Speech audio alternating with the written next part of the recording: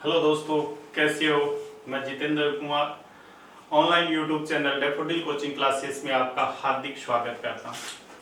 दोस्तों, last class के अंदर हमने प्रस्तावना पर चर्चा की थी और प्रस्तावना से संबंधित प्रश्न जो थे उन पर भी हमने चर्चा कर ली थी।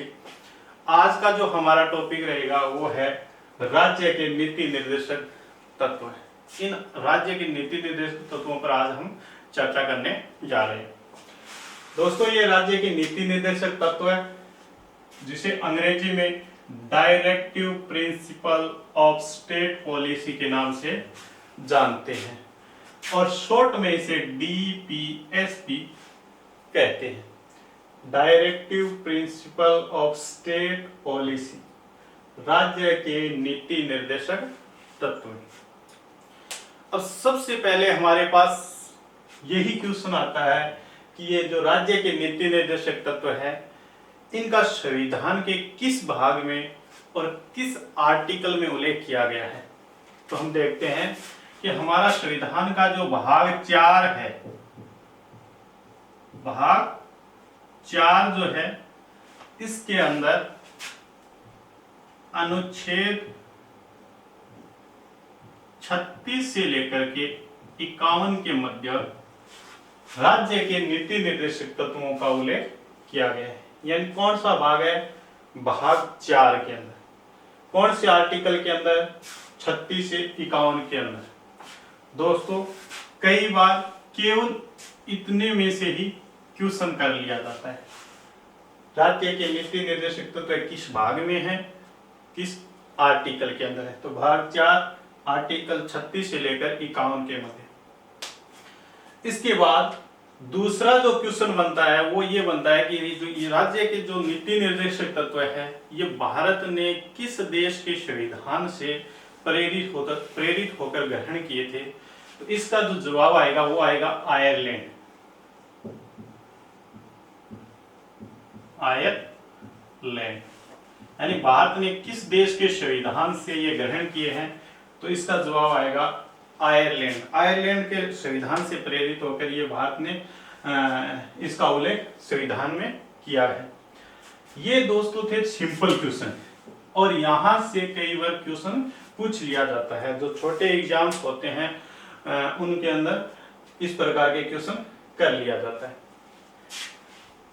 अब हम बात करते हैं कि ये राज्य के नीति निर्देशक तत्व है क्या।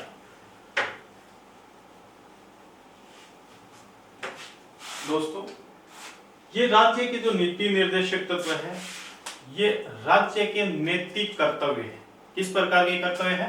नैतिक कर्तव्य। ऐसे कर्तव्य है जो राज्य के लिए लागू करने के लिए राज्य इसके लिए क्या नहीं है, बाध्यकारी नहीं है।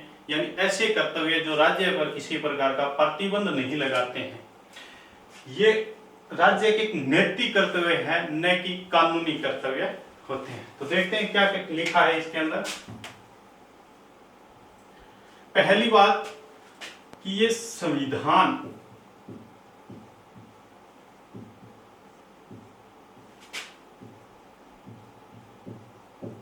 द्वारा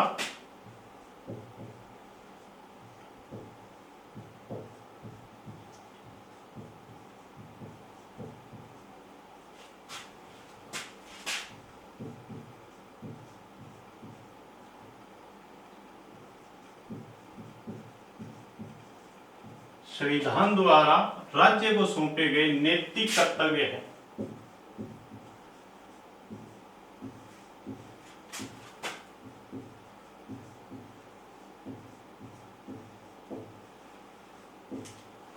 जिन्हें राज्य एक लोक कल्याणकारी राज्य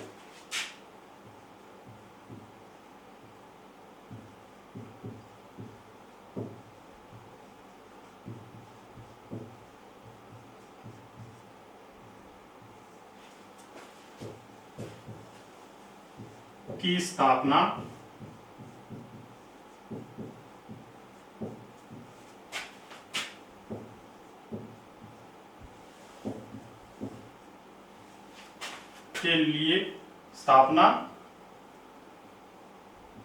के लिए लागू करता है। क्या लिखा गया है कि संविधान के द्वारा, हमारा जो संविधान है उसके द्वारा राज्य को सौंपे गए नैतिक कर्तव्य है। कैसे कर्तव्य है? नैतिक कर्तव्य, न कि कानूनी कर्तव्य।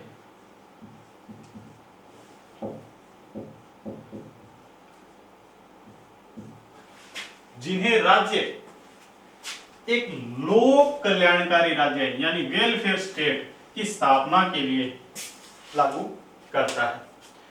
तो नीति निर्देशक तत्वों के बारे में सवाल यहां से बन सकता है कि नीति निर्देशक तत्व किस प्रकार के कर्तव्य है? नैतिक कर्तव्य है, न कि कानूनी कर्तव्य है। ये बाध्यकारी नहीं होता है राज्य के लिए। क्या नहीं होता है? राज्य के लिए बाध्यकारी नहीं होता है। राज्य पर किसी भी प्रकार का प्रतिबंध नहीं लगाता है और न्यायालय के द्वारा इन्हें संरक्षण प्राप्त नहीं होता है।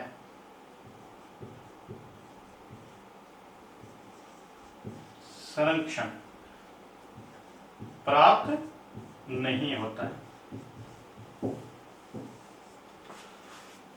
नैतिक ये जो नीति निर्देशक तत्व है ये कैसे हैं? बाध्यकारी नहीं है। राज्य इन्हें लागू करने के लिए बाध्यकारी नहीं है, प्रतिबंध नहीं है, यानी राज्य पर ये किसी प्रकार का प्रतिबंध नहीं लगाते हैं और न्यायालय के द्वारा ये इन्हें संरक्षण प्राप्त नहीं है।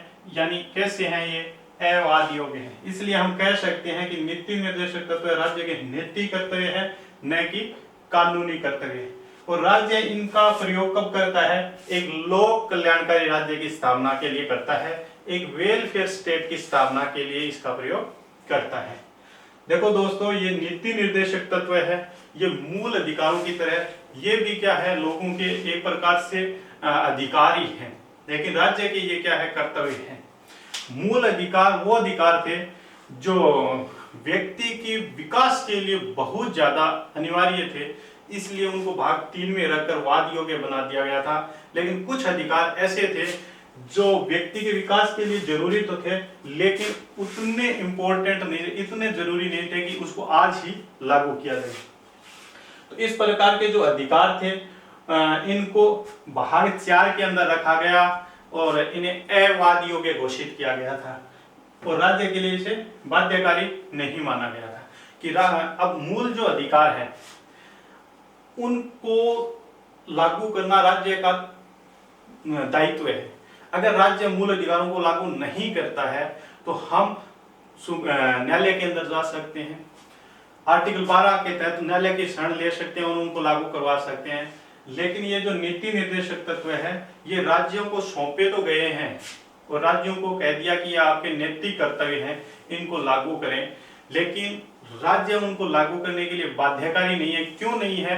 क्योंकि जब ये भाग 4 में रखे गए थे और तब ये कहा गया था कि राज्य के पास जब भी संसाधन आएंगे तब राज्य इनको समय समय पर नागरिकों को अधिकार देता रहेगा और अपने कर्तव्यों का पालन करता रहेगा।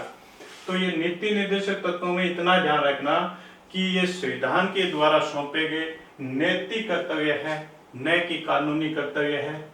और इन्हें राज्यों को क्यों सौंपा गया था? एक लोक कल्याणकारी राज्य की स्थापना करने के लिए सौंपा गया था। और हमने ये पहले ही बता दिया कि नीति निर्देशक तत्व आयरलैंड के संविधान से ग्रहण किया गया है। अब क्वेश्चन ये आता है कि ये जो नीति निर्देशक तत्व हैं इनकी राज्य के प्रति प्रकृति कैसी है, इनका नेचर कैसा है? तो इसको देखते हैं कि ये जो नीति निर्देशक तत्व है इसका नेचर राज्य के प्रति कैसा है? पॉजिटिव है, सकारात्मक है।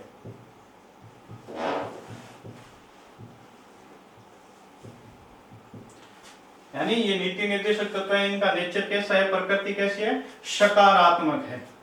सकारात्मक कैसी है? इस बात को ऐसे समझो कि ये जो नीति निर्देशक तत्व है ये राज्य पर किसी भी प्रकार का प्रतिबंध नहीं लगा रहा है और राज्य इन्हें लागू करने के लिए बाध्यकारी भी नहीं है। इसलिए हम कहते हैं कि इनकी प्रकृति सकारात्मक है। अब मूल अधिकारों को देखिए। मूल अधिकारों के अंदर कहा गया था कि मूल अधिकारों की राज्य के प्रति प्रकृति कैसी थी? निषेधात्मक थी, नकारात्मक थी। क्यों थी? क्योंकि वो राज्य के लिए बाध्यकारी थे, राज्य पर प्रतिबंध लगा रहे थे और न्यायालय के द्वारा उन्हें क्या प्राप्त था, संरक्षण प्राप्त था, गारंटी प्राप्त थी। जबकि ठीक इसका उल्टा हो रहा है यहाँ पे कि नीति निर्देशक तत्व है, ये राज्य के लिए बाध्यकारी भी नहीं है, राज्य पर प्रतिबंध नहीं लगाते हैं और इन्हें न्यायालय के द्वारा संरक्षण प्राप्त नहीं है, गारंटी प्राप्त नहीं है। इसलिए हम कहते हैं कि राज्य के नीति निर्देशक तत्वों की प्रकृति राज्य के प्रति कैसी है, सकारात्मक है। यह भी इंपॉर्टेंट ही क्वेश्चन बनता है, सीधा सा पूछ ले कि नीति निर्देशक तत्वों की प्रकृति राज्य के प्रति कैसी है, सकारात्मक है। इसके बाद हम बात करते हैं कि ये जो नीति निर्देशक तत्व है ये अवाद योग्य है। कैसे है, अवाद योग्य है, इसको अपरिवर्तनीय भी कह सकते हैं।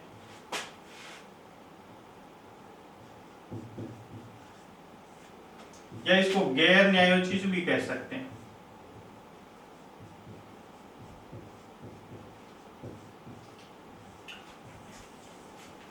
नीति निर्देशक तत्व किस प्रकार के हैं, अवाद योग्य है, यानी न्यायालय के अंदर इन्हें चुनौती नहीं दी जा सकती। अगर राज्य लागू नहीं भी करता है तो हम न्यायालय के अंदर नहीं जा सकते हैं।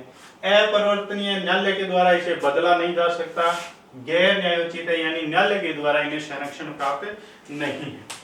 दोस्तों इसको इस प्रकार से समझिए कि मान लीजिए आप अभी सर्विस की तैयारी कर रहे हैं और काफी लंबे समय से वैकेंसीज नहीं आ रही है, तो क्या हम कोर्ट के अंदर जा सकते हैं कि न्यायालय की सरकार वैकेंसी क्यों नहीं निकाल रही है? न्यायालय के पास एक ही जवाब होगा कि अभी बजट नहीं है, यानी संसाधन नहीं है। जब संसाधन होंगे निकाल देंगे। और जब संविधान ने राज्यों को ये नैतिक कर्तव्य सौंपे थे उस समय भी यही बात कही थी कि ये बात कही थी कि राज्य के पास जब भी संसाधन होंगे तो संसाधनों के हिसाब से वो समय समय पर ये इन कर्तव्यों का पालन करता रहेगा और नागरिकों को अधिकार देता रहेगा। तो ये बात राज्य पर छोड़ दी थी और कहा था कि राज्य के पास जब भी संसाधन होंगे,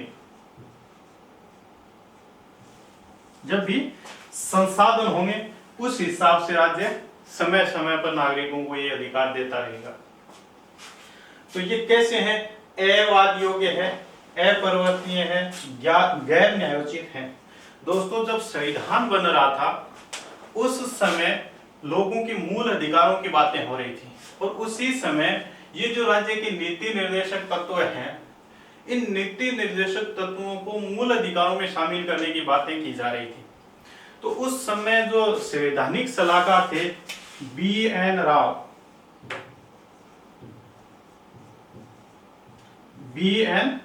राव, इन्होंने सलाह दी कि कुछ अधिकार ऐसे हैं जो व्यक्ति के विकास के लिए बहुत अनिवार्य है।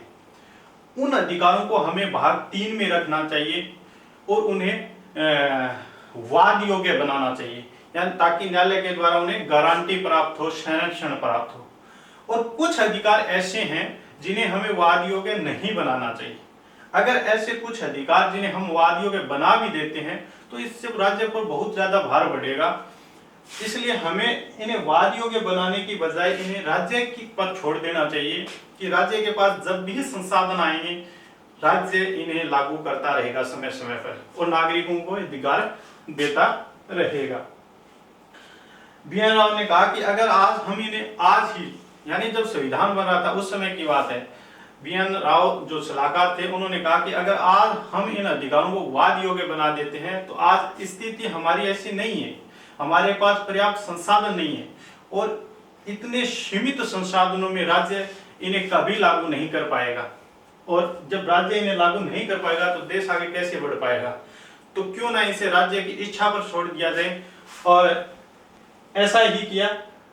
इस संविधान के द्वारा ये कह दिया गया कि राज्य के पास जब भी संसाधन होंगे वो लोगों को समय समय पर ये अधिकार देते रहेंगे। इसलिए दोस्तों ये जो कुछ अधिकार बचते थे मूल अधिकारों के अलावा इनको अवाद योग्य बना दिया गया था और इन्हें संविधान के भाग 4 के अंदर आर्टिकल 36 से 51 के मध्य रख दिया गया था। इसलिए दोस्तों हम कह सकते हैं कि राज्य के नीति निर्देशक तत्व कैसा है, अवाद योग्य है, अपरिवर्तनीय है, गैर न्यायोचित है। अगर राज्य इन्हें लागू नहीं भी करता है तो भी हम न्यायालय के अंदर नहीं जा सकते हैं, न्यायालय के द्वारा इन्हें चेंज नहीं करवाया जा सकता। क्यों? क्योंकि इसे न्यायालय के द्वारा गारंटी प्राप्त नहीं है। इसके बाद हम बात करते हैं दोस्तों कि ये जो राज्य के नीति निर्देशक तत्व है इनका मुख्य उद्देश्य क्या है। दोस्तों इसका मुख्य उद्देश्य है सामाजिक व आर्थिक न्याय बोलो या लोकतंत्र बोलो, एक ही बात की स्थापना करना।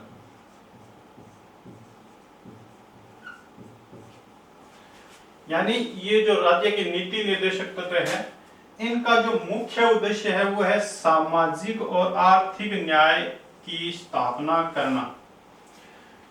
इसीलिए सामाजिक व आर्थिक न्याय का प्रतीक राज्य के नीति निर्देशक तत्व यानी भाग 4 को कहा जाता है।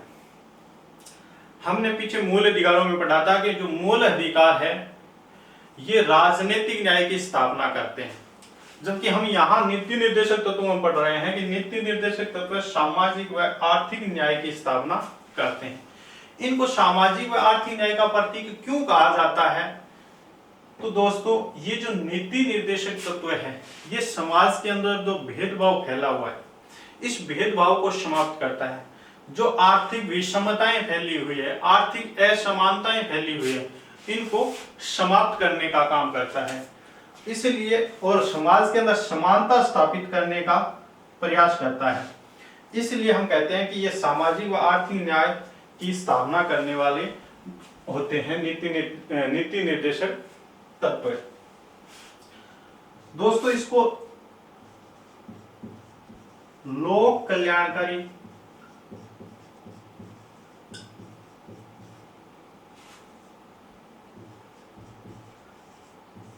राज्य का प्रतीक भी कहा जाता है।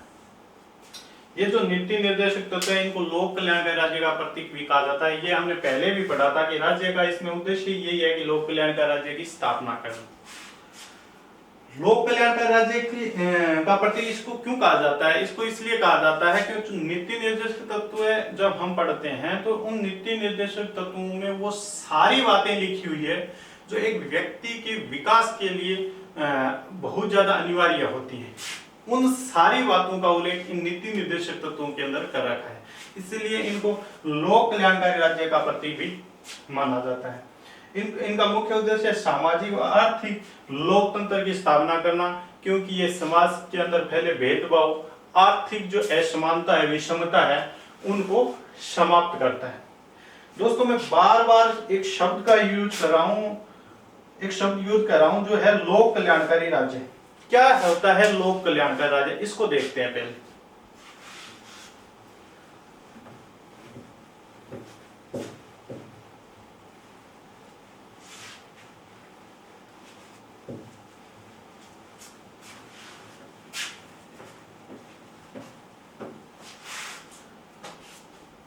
लोक कल्याणकारी राज्य। दोस्तों राज्य दो प्रकार का होता है।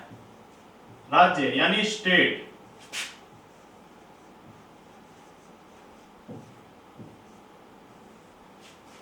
कितने प्रकार का होता है? दो प्रकार का होता है। एक होता है पुलिस स्टेट,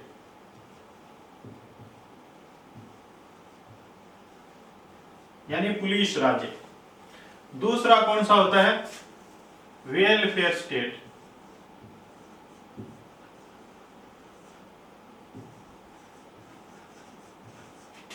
यानी कल्याणकारी राज्य, जिसे लोक कल्याणकारी राज्य भी कह देते हैं। और ये कौन सा था? Police state.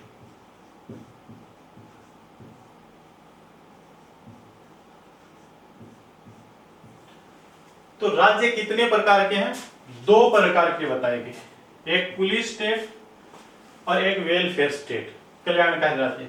क्या अंतर है इनमें, ये देखते हैं। दोस्तों ये जो पुलिस स्टेट है इसको मिनिमम स्टेट भी कहते हैं, यानी इसके कार्य जो होते हैं वो निश्चित होते हैं, सीमित होते हैं, इसलिए मिनिमम स्टेट भी कहा जाता है पुलिस स्टेट को।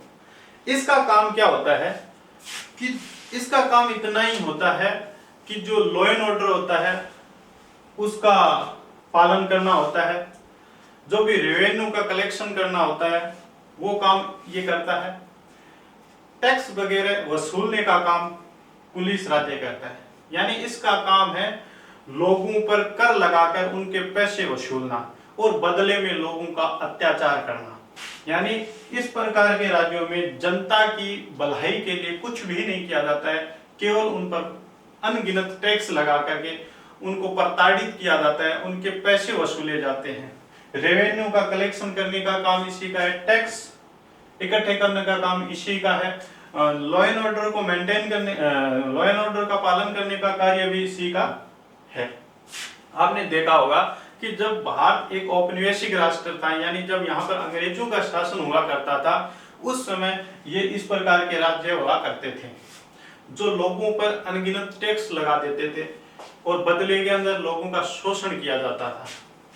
तो आप समझ गए होंगे कि पुलिस स्टेट कौन सा होता है, ऐसा स्टेट जिसका कार्य लॉ एंड ऑर्डर को मेंटेन करना और रेवेन्यू का कलेक्शन करना, कर आदि वसूलना, बदले में लोगों का शोषण करना, अत्याचार करना और लोगों की भलाई के लिए इसमें कुछ भी नहीं किया जाता है। तो ऐसा स्टेट पुलिस स्टेट कहलाता है।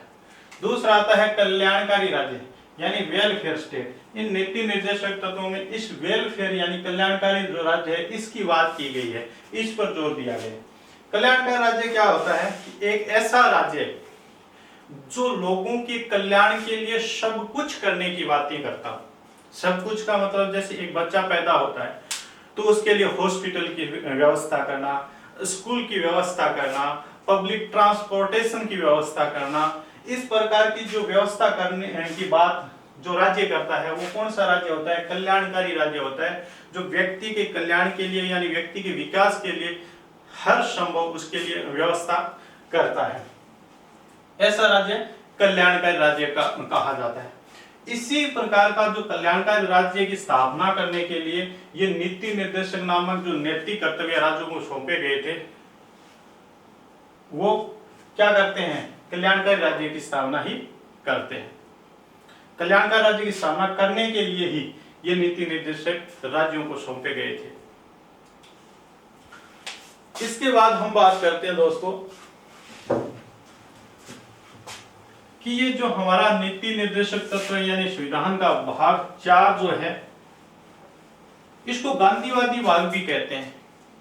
ये गांधीवादी सिद्धांत या गांधीवादी विचारधारा या दर्शन पर आधारित है।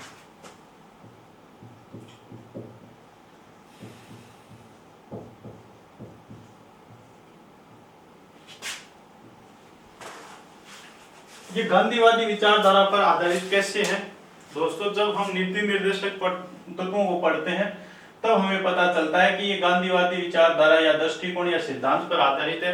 दोस्तों गांधी जी क्या चाहते थे, उनकी फिलॉसफी क्या थी, वो सारे विचार इस नीति निर्देशक तत्वों में देखने को मिलते हैं।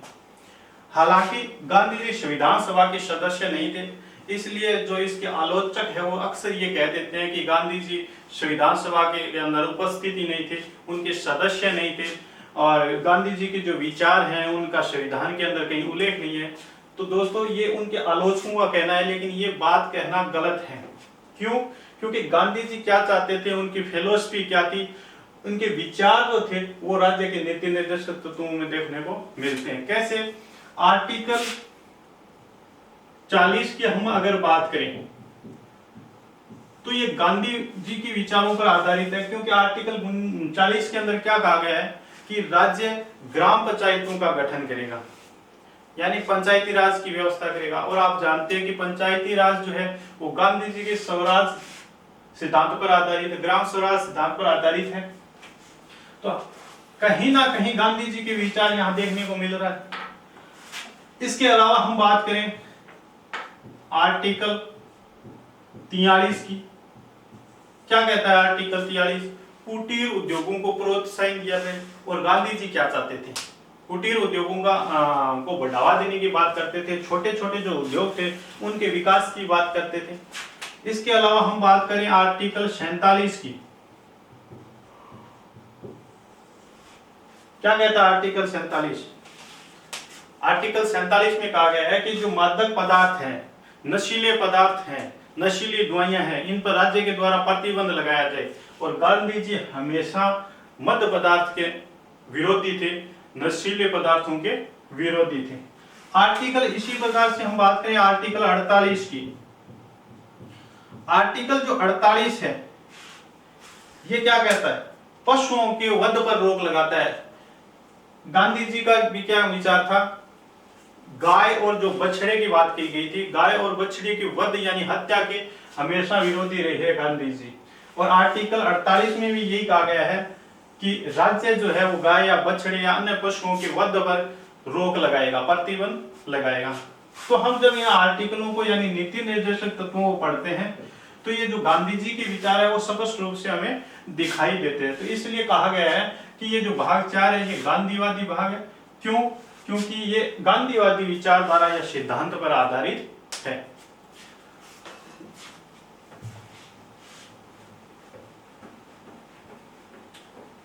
ये थी दोस्तों ये नीति निर्देशक तत्वों का बैकग्राउंड यानी पृष्ठभूमि, जहां से क्वेश्चन आने की पूरी संभावना है। कई एग्जामों में आ भी चुका है, आगे एग्जामों में भी आने की पूरी संभावना है। इसलिए ये जो पृष्ठभूमि है इसको भी अच्छी तरीके से तैयार कर लेना। इसके बाद आपसे है कि मूल अधिकार और नीति निर्देशक तो दोनों जब अधिकार है लोगों के तो फिर इनमें अंतर क्या है? तो थोड़ा सा हम इसके अंतर पर बात कर लेते हैं। मौलिक अधिकार,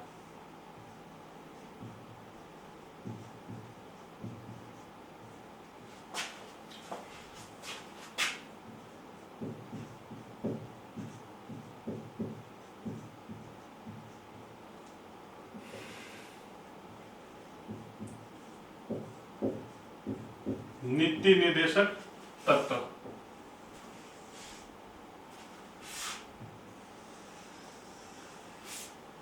इनको समझते हैं, इनमें अंतर क्या है मौलिक अधिकारों में और नीति निर्देशक तत्व में। पहला तो ये है कि ये जो मौलिक अधिकार है इनका उल्लेख संविधान के भाग 3 में इनका उल्लेख किया गया है और अनुच्छेद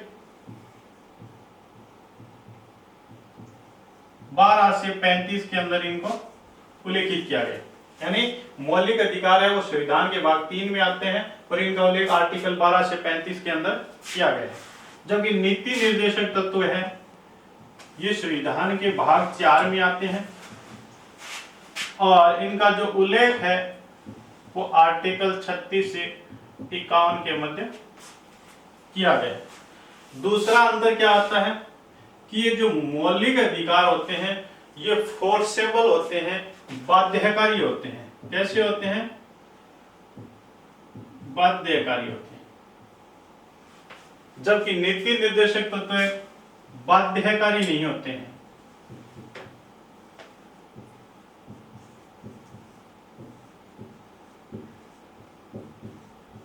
नहीं होते हैं।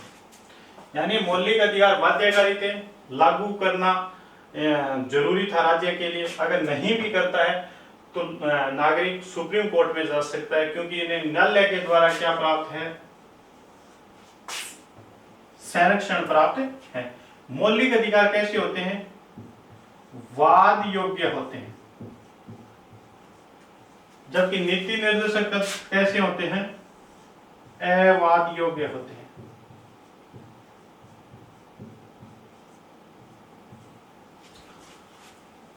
अगर राज्य लागू नहीं करता है तो हम सुप्रीम कोर्ट में जा सकते हैं, वाद दायर कर सकते हैं, अवाद योग्य है। अगर राज्य लागू नहीं भी करता है तो भी हम सुप्रीम कोर्ट में या न्यायालय के अंदर वाद दायर नहीं कर सकते हैं। ये जो है इनको न्यायालय के द्वारा गारंटी प्राप्त है यानी संरक्षण प्राप्त है, जबकि नीति निर्देशक तत्व इन्हें न्यायालय के द्वारा गारंटी प्राप्त नहीं है, यानी संरक्षण प्राप्त नहीं है। चौथा इसके अंदर क्या है अंतर, ये जो मौलिक अधिकार है ये राजनीतिक न्याय की स्थापना करता है। किस प्रकार की? राजनीतिक।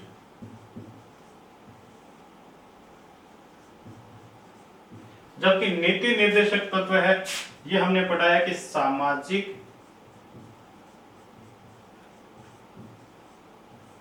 व आर्थिक न्याय की स्थापना करता है।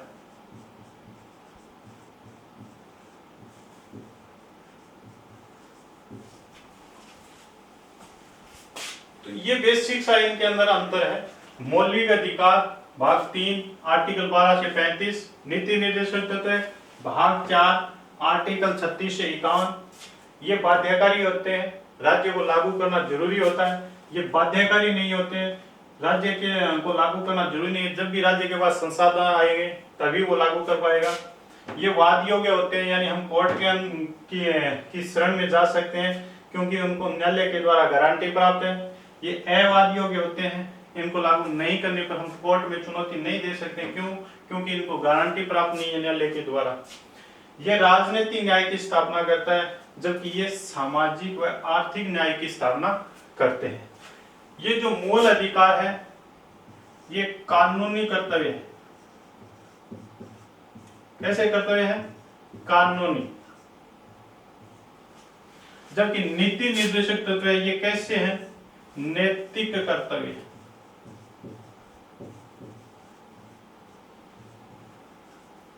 दोस्तों, मौलिक अधिकार भी नागरिकों को अधिकार दिया जाता है, यह अनिवार्य होता है। नीति निर्देशक तत्व जो है ये भी एक प्रकार से नागरिकों के अधिकार है जो राज्य नागरिकों को देता है। लेकिन ये जो मौलिक अधिकार है ये राज्य का कानूनी कर्तव्य है, जबकि ये नीति निर्देशक तत्व है ये राज्य का कैसा कर्तव्य है? नैतिक कर्तव्य है। तो दोस्तों, मौलिक अधिकार और नीति निर्देशक तत्वों के अंदर हम अंतर की बात करें तो ये इनके अंदर कुछ अंतर दिया है।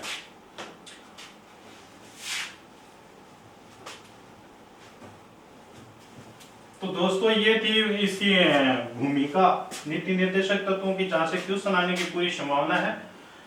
एक बार मैं इसको जल्दी रिपीट कर देता हूं कि ये राज्य की जो नीति निर्देशक तत्व है इसका उल्लेख संविधान के भाग 4 के अंदर आर्टिकल 36 से 51 के मध्य किया गया है। और ये जो नीति निर्देशक तत्व है ये आयरलैंड के संविधान से प्रेरित होकर भारत ने ग्रहण किया है, जबकि आयरलैंड ने स्पेन देश से ये ग्रहण किए थे। ये संविधान के द्वारा राज्यों को सौंपे गए ऐसे नैतिक दायित्व है जिनका प्रयोग राज्य एक लोक कल्याणकारी राज्य की स्थापना के लिए करता है। ये नीति निर्देशक तत्व मूल अधिकारों की तरह ही एक नागरिकों के अधिकार हैं, जिनको भाग 4 में रहकर अवाद योग्य बना दिया गया है। अवाद योग्य का मतलब ये इन्हें न्यायालय के द्वारा संरक्षण प्राप्त नहीं है। अगर राज्य लागू नहीं करता है तो हम कोर्ट के अंदर नहीं जा सकते हैं। तो नीति निर्देशक तत्व के बारे में कह सकते हैं कि ये अवाद योग्य है, अपरिवर्तनीय है, गैर न्यायोचित है। अगली बात करें तो ये जो नीति निर्देशक तत्व है इनकी राज्य के प्रति प्रकृति जो है वो सकारात्मक है, क्योंकि ये राज्य के लिए बाध्यकारी नहीं है, राज्य पर किसी प्रकार का प्रतिबंध नहीं लगाते हैं। इनके उद्देश्यों की बात करें तो इनका मुख्य उद्देश्य है सामाजिक व आर्थिक न्याय की स्थापना करना, यानी इन्हें सामाजिक व आर्थिक न्याय का प्रतीक कहा गया है, क्योंकि ये समाज के अंदर फैले भेदभाव को, आर्थिक विषमताओं या असमानताओं को समाप्त करता है। इसे लोक कल्याणकारी राज्य का प्रतीक भी कहा जाता है, क्योंकि नीति निर्देशक तत्वों के अंदर वो सारी बातें बताई गई है जो एक व्यक्ति के विकास के लिए जरूरी होते हैं, लोगों के कल्याण के लिए जरूरी है। ये गांधीवादी सिद्धांत या विचारधारा पर आधारित है, क्योंकि गांधी जी के जो विचार थे वो नीति निर्देशक तत्वों में झलकते हैं। और मूल अधिकारों और नीति निर्देशक तत्वों के अंतर की बात करें तो इनका मूल अधिकारों का उल्लेख भाग 3 में किया गया है, आर्टिकल 12 से लेकर 35 के मध्य किया गया है इनका उल्लेख। और जो नीति निर्देशक तत्व है इनका उल्लेख भाग 4 के आर्टिकल 36 से 51 के मध्य किया गया है। ये जो मूल अधिकार थे ये वाद योग्य थे, ये अवाद योग्य है। ये बाध्यकार मूल अधिकार जो थे वो राज्य के लिए बाध्यकारी थे, नीति निर्देशक तत्व राज्य के लिए बाध्यकारी नहीं थे। मूल अधिकार राजनीतिक न्याय की स्थापना कर रहे थे, जबकि नीति निर्देशक तत्व सामाजिक और आर्थिक न्याय की स्थापना कर रहे थे। मूल अधिकार राज्य का कानूनी कर्तव्य है, जबकि नीति निर्देशक तत्व जो है वो राज्य का नैतिक कर्तव्य है।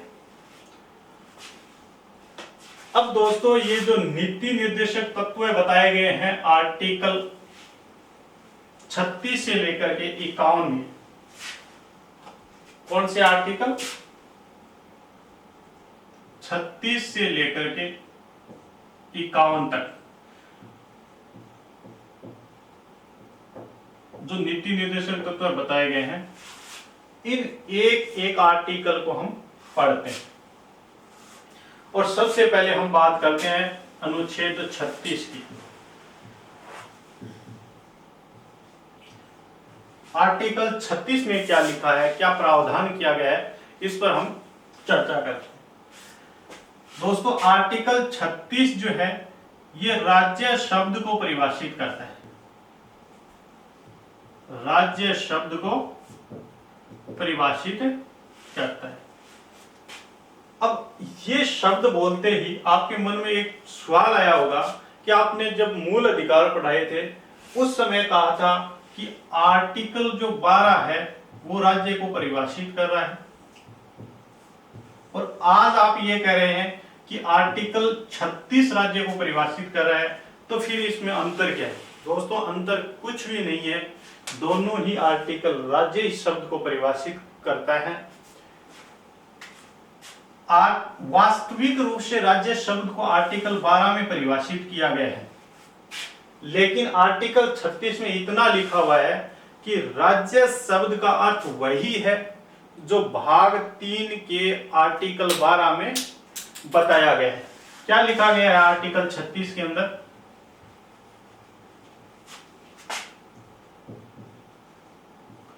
राज्य शब्द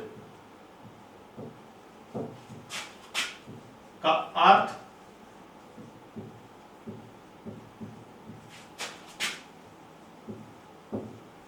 वही है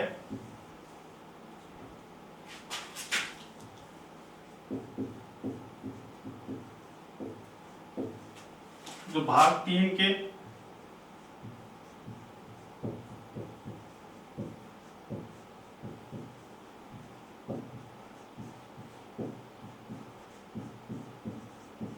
बताया है। क्या लिखा हुआ है आर्टिकल 36 में कि ये जो राज्य शब्द है, इस राज्य शब्द का अर्थ वही है जो संविधान के भाग 3 के आर्टिकल 12 में बताया गया है। मैंने आर्टिकल 12 पढ़ाया था तब राज्य शब्द का अर्थ बताया था, जो अर्थ आर्टिकल 12 में राज्य शब्द का बताया गया है वही अर्थ आर्टिकल 36 में बताया गया है। ये बात लिखी गई है आर्टिकल 36 के अंदर। तो अब आपके मन में ये क्वेश्चन आता होगा कि अगर इस प्रकार से क्वेश्चन आ जाता है, इस पर कोई क्वेश्चन बन के एग्जाम में आ जाता है, तो हम उत्तर आर्टिकल 36 करें या आर्टिकल 12 करें? तो दोस्तों इसमें कंफ्यूज होने की बिल्कुल भी जरूरी नहीं है। ऑप्शन को देख के बड़े आसानी से ऐसे क्वेश्चन हल किए जा सकते हैं। कैसे? अगर ऑप्शन के अंदर क्वेश्चन ये बनकर आता है कि राज्य शब्द को किस आर्टिकल में परिभाषित किया गया है, और ऑप्शन के अंदर इन दोनों में से कोई एक आता है, चाहे आ जाए आर्टिकल 36 या आ जाए आर्टिकल 12, अगर इन दोनों में से कोई एक ऑप्शन आता है तो आसानी से आप कर सकते हैं। अब बात आती है कि अगर ये दोनों अलग अलग ऑप्शन आ जाते हैं, यानी ए ऑप्शन के अंदर 36 आ जाता है, बी के अंदर ये आ जाता है, तो क्या करें? तो दोस्तों ये जब दोनों अलग अलग ऑप्शन के अंदर आ जाते हैं तो आपको प्राथमिकता आर्टिकल 12 को देनी है, क्योंकि राज्य शब्द को वास्तविक रूप से आर्टिकल 12 के अंदर समझाया गया है। अगर दोनों ऑप्शन अलग अलग आते हैं तो आर्टिकल 12 को प्राथमिकता देनी है।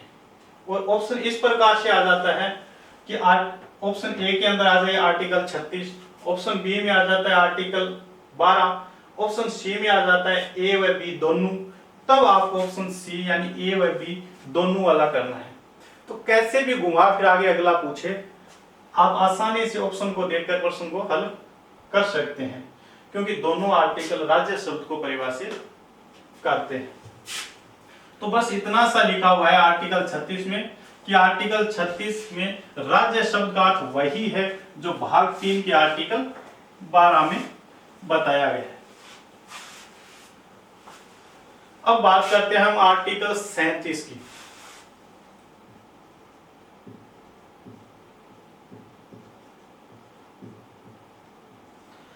आर्टिकल 37 के अंदर क्या कहा गया है, किस बात का प्रावधान किया गया है? तो दोस्तों आर्टिकल 37 में दो बातों का प्रावधान किया गया है। कौन कौन से?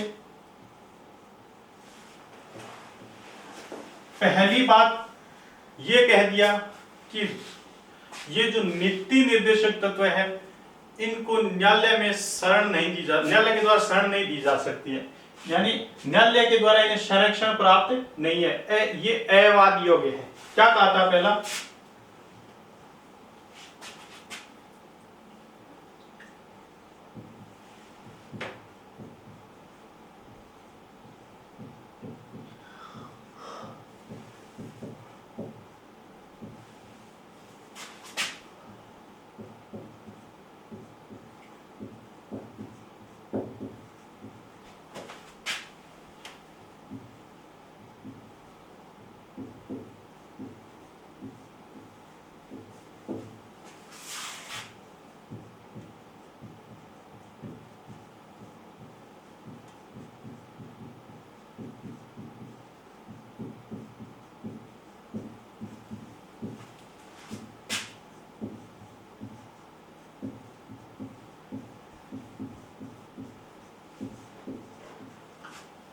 आर्टिकल 37 में जो पहला प्रावधान किया गया है वो किया गया है कि ये जो नीति निर्देशक तत्व है इन्हें न्यायालय के द्वारा संरक्षण प्राप्त नहीं है, गारंटी प्राप्त नहीं है, यानी इन्हें न्यायालय में चुनौती नहीं दी जा सकती है।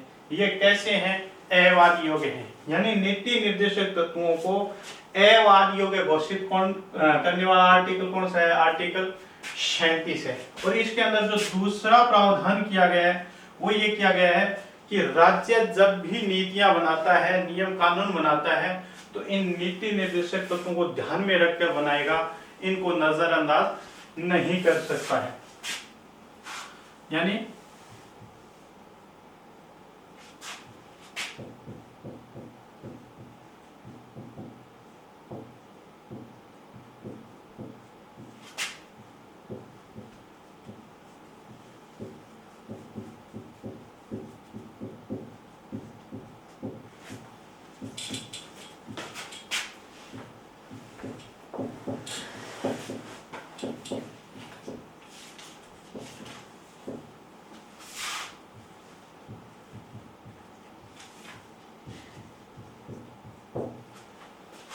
दूसरा प्रावधान क्या किया गया है कि राज्य नीतियां बनाते समय नीति निर्देशक तत्वों को ध्यान में रखेगा, यानी इन्हें नजरअंदाज नहीं कर सकता। तो आर्टिकल 37 के अंदर इस प्रकार से दो प्रावधान किए गए हैं। पहला ये प्रावधान किया गया कि नीति निर्देशक तत्व को न्यायालय में के द्वारा संरक्षण प्राप्त नहीं है, इसे न्यायालय में चुनौती नहीं दे सकते हैं। ये कैसे हैं? अवाद योग्य। नीति निर्देशक तत्वों को अवाद योग्य घोषित करने वाला आर्टिकल कौन सा है? 37। दूसरा, राज्य नीतियां बनाते समय नीति निर्देशक तत्वों को ध्यान में रखेगा, यानी ये एक प्रकार से क्या है? महत्व दर्शा रहा है। नीति निर्देशक तत्वों को क्या दर्शा रहा है? महत्व दर्शा रहा है। जबकि ये जो है ये नीति निर्देशक तत्वों को क्या दर्शा रहा है? प्रकृति को दर्शा रहा है, नेचर को दर्शा रहा है। तो आर्टिकल 36 हमने पढ़ा था कि इसमें राज्य शब्द को परिभाषित किया गया है। अभी आर्टिकल 37 में दो प्रावधान किए गए हैं कि ये अवाद योग्य हैं और राज्य नीतियां बनाते समय इनको ध्यान में रखेगा। इसके बाद आर्टिकल 38 की बात करते हैं। आर्टिकल 38 में किस बात का प्रावधान किया गया वो देखते हैं।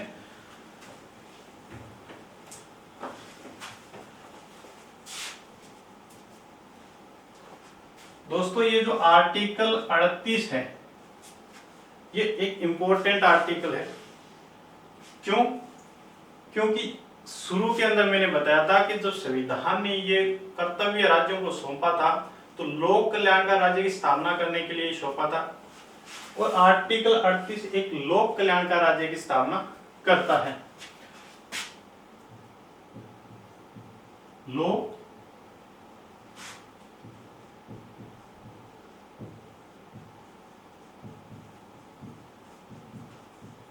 लोक कल्याणकारी राज्य की स्थापना। दोस्तों, इस आर्टिकल 38 में यह कहा गया है कि राज्य इस प्रकार की व्यवस्था करेगा जिससे सामाजिक, आर्थिक और राजनीतिक न्याय प्राप्त हो सके, अर्थात एक लोक कल्याणकारी राज्य की स्थापना हो सके। यहां से एक इंपॉर्टेंट क्वेश्चन यही बनता है कि नीति निर्देशक तत्वों के तहत कौन सा आर्टिकल एक लोक कल्याणकारी राज्य की स्थापना करता है। तो ऑप्शन में आएगा, ऑप्शन के अंदर आर्टिकल 38 जो है वो सही माना जाएगा। आर्टिकल 38 एक इंपॉर्टेंट आर्टिकल है, इसको ध्यान में जरूर रखना। इसमें स्पष्ट रूप से कहा गया है कि राज्य इस प्रकार की एक सामाजिक व्यवस्था बनाएगा जिससे क्या हो, सामाजिक, आर्थिक व राजनीतिक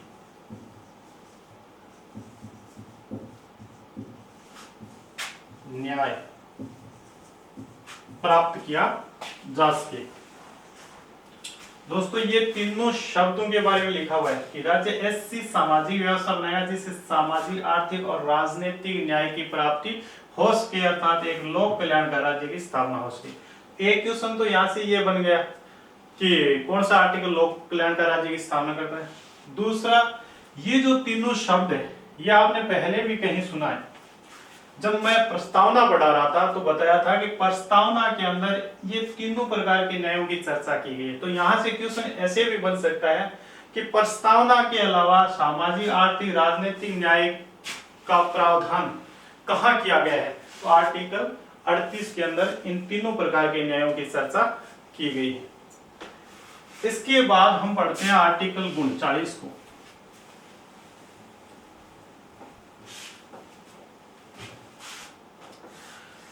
दोस्तों, आर्टिकल 39 जो है इसके अंदर 6 बातों का प्रावधान किया गया है। यानी आर्टिकल 39 ए से लेकर के 39 एफ तक, यानी 6 बातों का इसके अंदर प्रावधान किया गया है। कौन कौन सी है वो देखते हैं एक एक करके। सबसे पहले देखते हैं आर्टिकल 39 ए। इसमें क्या प्रावधान किया गया। इसमें कहा गया है कि राज्य जो है वो सभी स्त्री पुरुषों को जीविका के समान अवसर उपलब्ध कराएगा। क्या कह रहा है, राज्य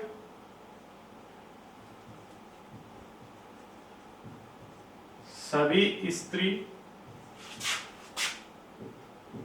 व पुरुषों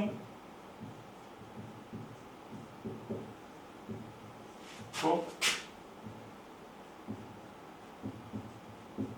आजीविका के अवसर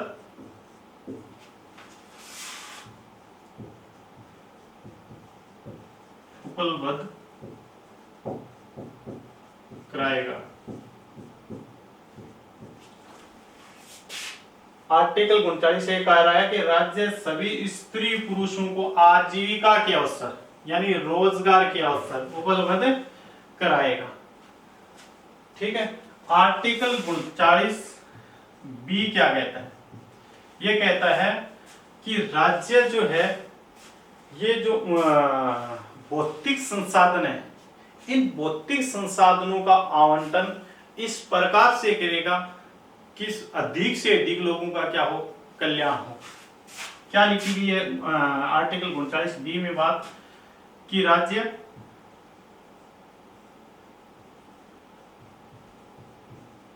भौतिक संसाधनों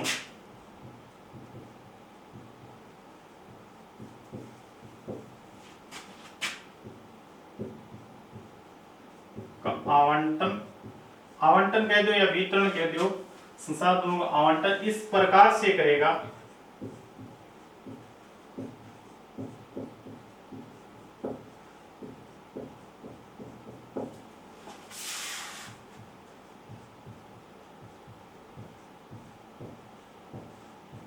जिससे कि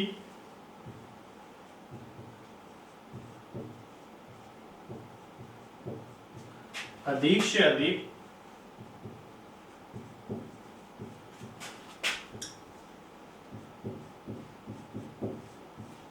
लोगों का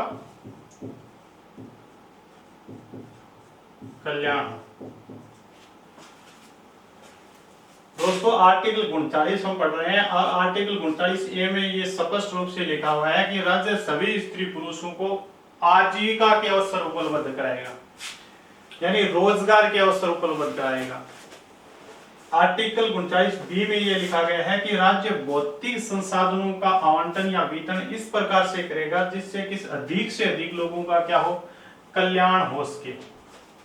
तो जो भी भौतिक संसाधन है उनको राज्य सबके अंदर समान रूप से बांटेगा ताकि लोगों का क्या हो, कल्याण हो सके, विकास हो सके। अगली बात करें हम आर्टिकल सी की। आर्टिकल सी में लिखा गया है कि राज्य जो आर्थिक संसाधन है उनका आवंटन इस प्रकार से करेगा कि जो संसाधन है उनका केंद्रीकरण ना हो, सेंट्रलाइजेशन ना हो। क्या लिखा गया है, राज्य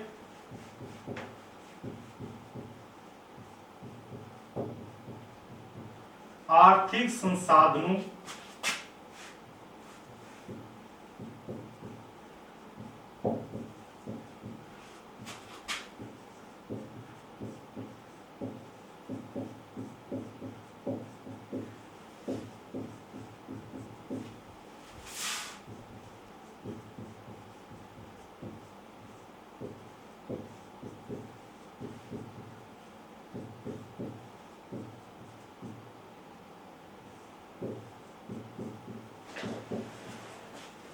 यानी आर्टिकल 39C जो है इसमें लिखा गया है कि राज्य आर्थिक संसाधनों को, यहाँ ये जो आर्टिकल 39B और आर्टिकल 39C है ये इंपॉर्टेंट है।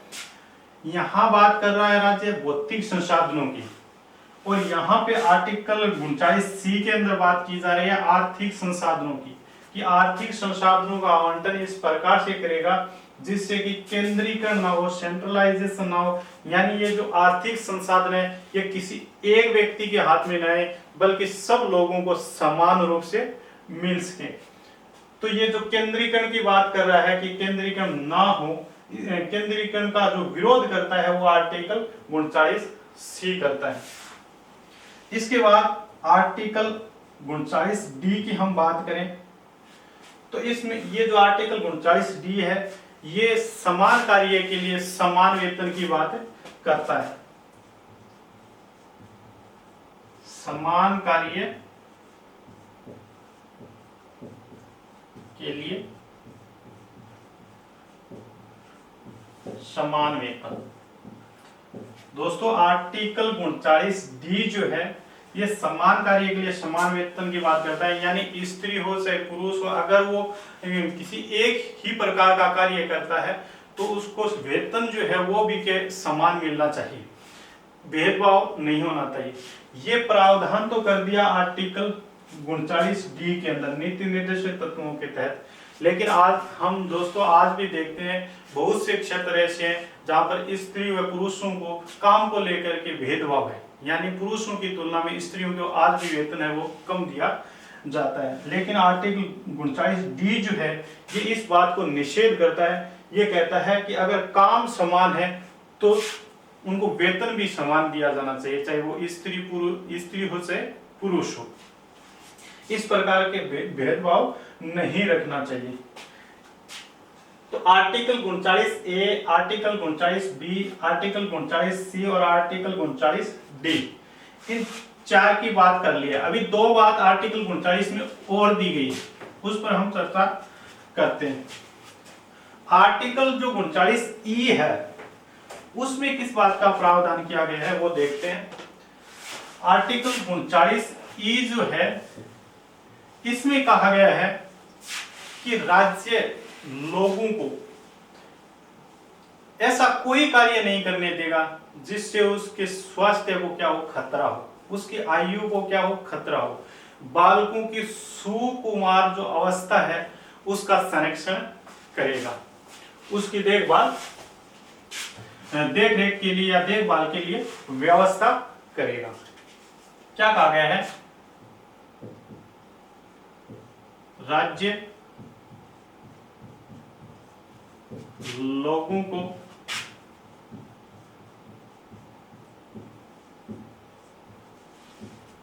ऐसा कोई कार्य नहीं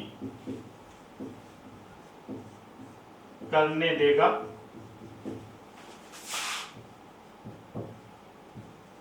जो उनके स्वास्थ्य के लिए घातक हो।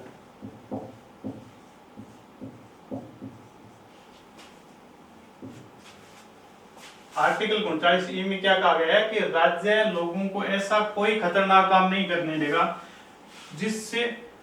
जिसका प्रतिकूल प्रभाव लोगों के स्वास्थ्य पर पड़े या स्वास्थ्य के लिए जो घातक होते हैं, खतरनाक होते हैं, ऐसा कार्य राज्य नहीं करने देगा। इसके अलावा यहीं पे एक बात और लिखी गई है आर्टिकल सी में कि राज्य जो है वो बालकों की सुकुमार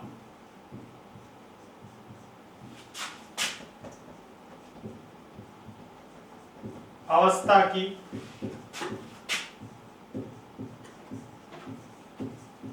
देख रेख की व्यवस्था करेगा। दूसरी बात इसमें क्या कही गई है कि बालकों की जो सुकुमार अवस्था है, सुकुमार अवस्था यानी बालकों की जो टीन एज है यानी किशोरावस्था जो है उसकी देख रेख की व्यवस्था करेगा। मतलब उस बालकों की इस आयु के अंदर किसी प्रकार का शोषण नहीं होने देगा, उसके स्वास्थ्य की देखभाल की व्यवस्था करेगा। तो ये आर्टिकल 39 के अंदर दो बातें बताई गई। आर्टिकल 39F की अगर हम बात करें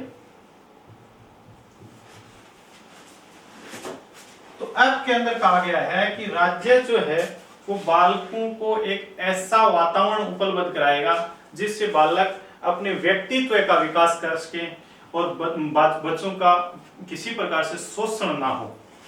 तो क्या कहा गया है कि राज्य जो है वो बच्चों को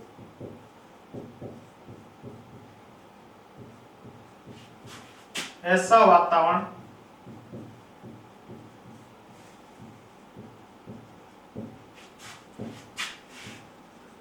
उपलब्ध कराएगा ताकि बच्चे अपने व्यक्तित्व का विकास कर सके।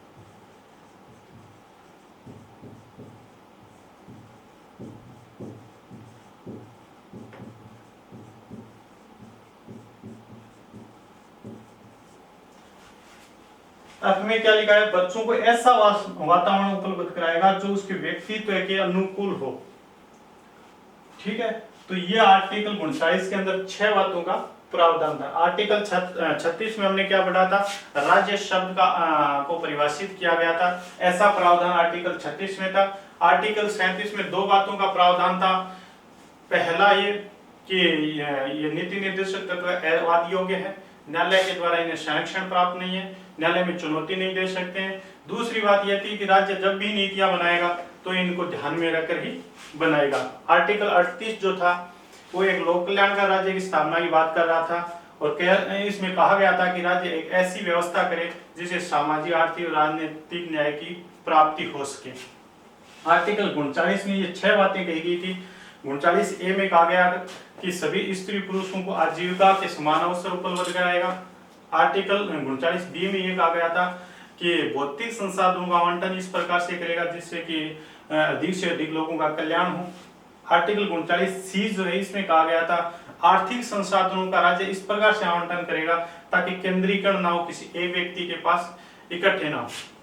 आर्टिकल 39 डी के अंदर हमने पढ़ा था कि राज्य जो है वो समान कार्य के लिए समान वेतन देगा, यानी स्त्री पुरुषों के अंदर भेदभाव नहीं रहेगा वेतन को लेकर के। अगर स्त्री व पुरुष दोनों एक जैसा ही काम करते हैं तो उनको वेतन भी एक समान ही मिलना चाहिए। आर्टिकल 39 ई जो है इसमें पढ़ा था कि राज्य ऐसा कोई खतरनाक काम नहीं करने देगा लोगों को जिससे उनके स्वास्थ्य पर प्रतिकूल प्रभाव पड़े, स्वास्थ्य के लिए घातक हो या खतरा हो। आर्टिकल 39 एफ के अंदर हमने पढ़ा था कि बच्चों के लिए इस प्रकार का वातावरण देगा जिससे बच्चे अपने व्यक्तित्व का विकास कर सके और बच्चों का शोषण ना हो। तो दोस्तों ये हमने 4 आर्टिकल पढ़ लिए, 36, 37, 38 और 39। बाकी जो आर्टिकल बचे हैं उन पर चर्चा हम नेक्स्ट क्लास में करेंगे। आज के लिए बस इतना ही, धन्यवाद।